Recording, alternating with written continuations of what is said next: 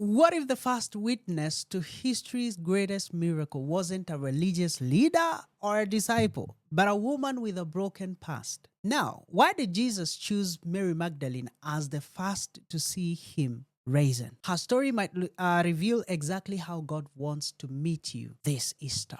Let's talk about a moment that changed everything. Mary Magdalene's encounter with the risen Christ. John 20, verse 1 to 18 tells us Mary came to the tomb while it was still dark. Finding it empty, she ran to tell the disciples. Peter and John came to investigate, then left. But Mary stayed, weeping outside the tomb. As she wept, she encountered angels and then Jesus himself. Though she didn't recognize him at first, when Jesus simply spoke her name, Mary, recognition dawned, and she became the first witness of the resurrection. This story is revolutionary for several reasons. First, in first century Jewish culture, women weren't considered reliable witnesses in legal proceedings. Yet Jesus chose a woman as his first resurrection witness, challenging the cultural norms of who matters in God's kingdom.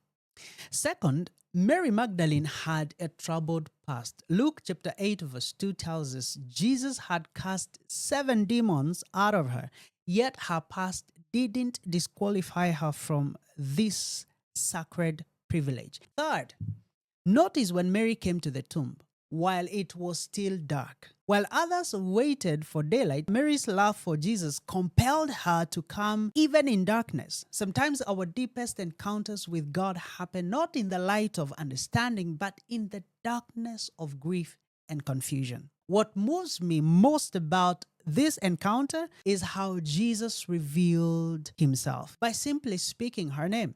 John 20 verse 16 says, Jesus said to her, Mary. She turned towards him and cried out in Aramaic, Rabboni. In that moment of personal recognition, everything changed. This wasn't just information about a resurrection. It was intimate connection with the risen Lord who knew her name. Isaiah 43 verse 1 declares, I have called you by name.